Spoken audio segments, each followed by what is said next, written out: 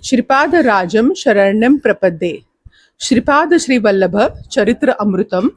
Chapter-3. 1. The efficacy of constant meditation about Sreepada Sreevallabha. 2. The theory of atoms propounded by Sage Kannad. 3. Description of Brahma Kamal flowers. Palaniswami in penance. Greatness of food donation. 4. Glory of Datta, Sreepada, Anagha Devi and Kurvapuram. 5. Sadasiva Brahmendra Swami. This part we will be dealing with Palaniswami in penance, greatness of food donation. Result or benefit of Parayana of this chapter.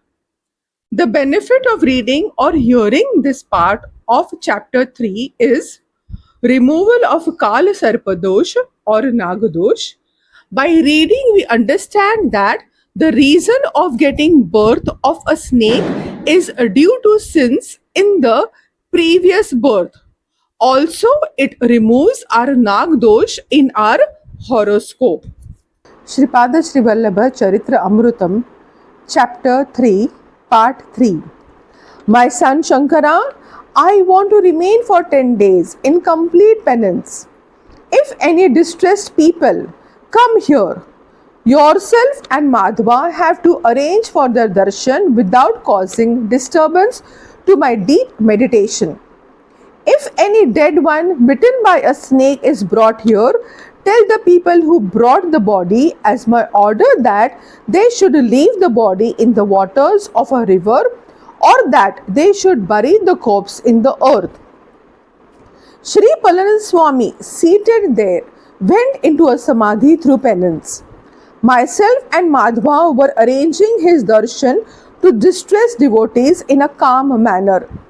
Some of the devotees supplied us with food materials.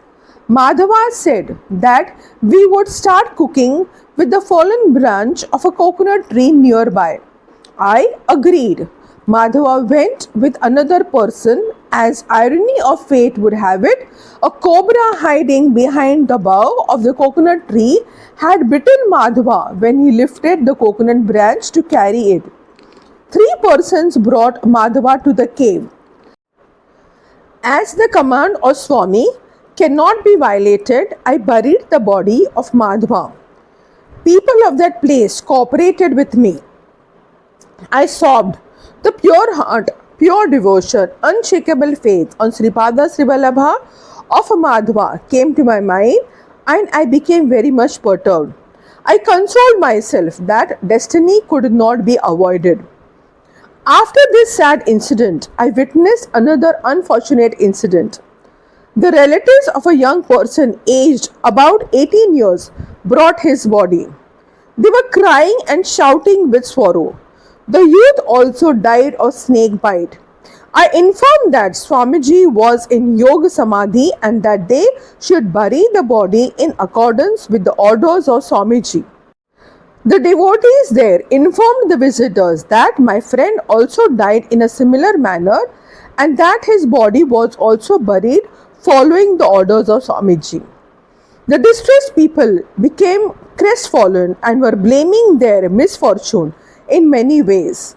Under the unavoidable conditions, they buried the new youth. Every day, 3 to 4 people used to visit Swamiji. They used to see Swamiji, who was in a state of samadhi, in a calm manner and were leaving without any disturbance. 10 days passed like this. On the 11th day, consciousness was marked in Sri Palaniswami. In the Brahma Muhurta, Sri Swami became fully conscious and called Madhava.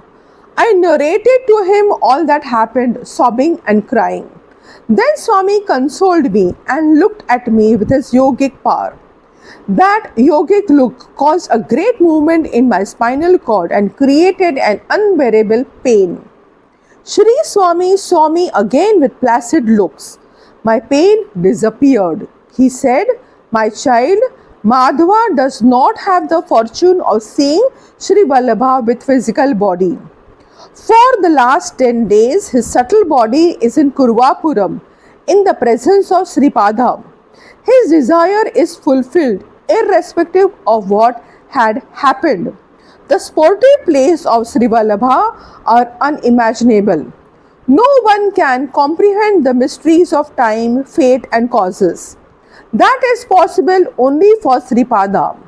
Sreepada has entrusted me the responsibility of introducing life of Madhava into his gross body.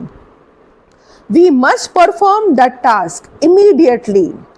All the grief which gripped hitherto disappeared in a moment.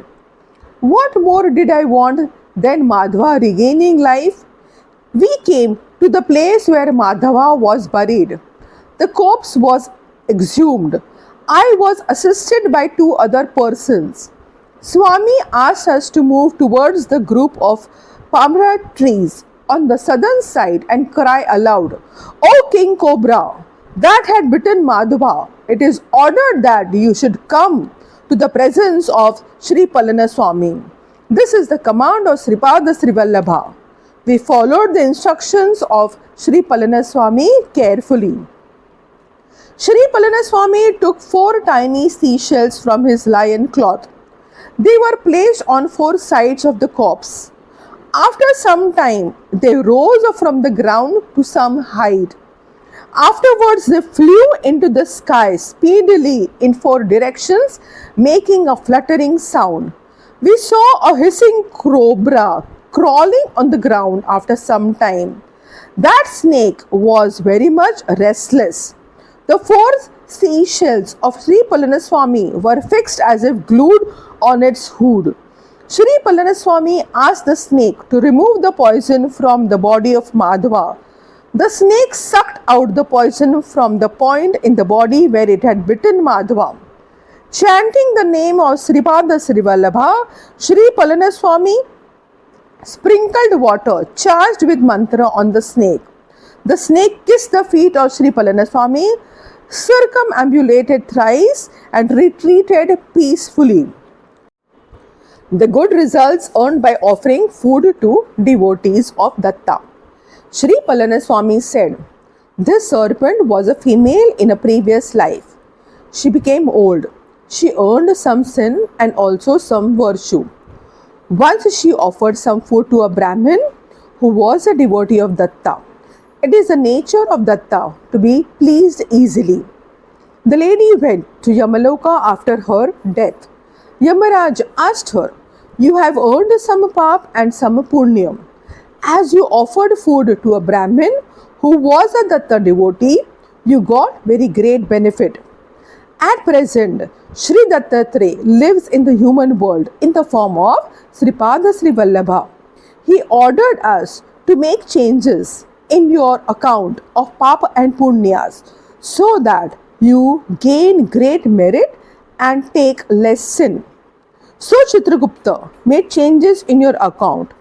Do you want to experience the results of sin at first or enjoy the happiness of Punyam? For this, she replied that she would like to undergo at first the suffering on account of the small account of sins, and that she would enjoy the life resulting from punya later. Therefore, she took birth as a snake on this earth. As she was having a mentality of harming others, she was biting all those who crossed her way. So she is accumulating more sin. My son, there are 4 classes of snakes. The first type of snakes will not harm anyone but simply take air as food and live like yogis. Second type of snakes kill those whose shadow fall on them. They become angry when the shadow of anyone falls on them. The third class of snakes try to keep away from the view of humans. They run away with fear if any person comes face to face with them. The fourth class of snakes take a revengeful attitude against anyone and bite him even though no harm is caused to them by the person concerned. That old lady was filled with Rajguna. So she bit Madhava who came nearby. She had bitten him due to her previous punya. Madhava lost his life because of sin earned in his previous life. That old woman was liberated from her serpent life soon and attained a higher world. As an embryo, Jiva lives in the form of a snake on account of a nagadosha. An affliction caused due to the wrong done to a serpent, mortality of children takes place. Victory, victory unto Sreepada Sreevallabha. Digambara, Digambara, Sreepada Vallabha Digambara. Brahma, Vishnu, Maheshwara, Sreepada Vallabha Digambara. Sreepada Rajam Sharanam Prapadde.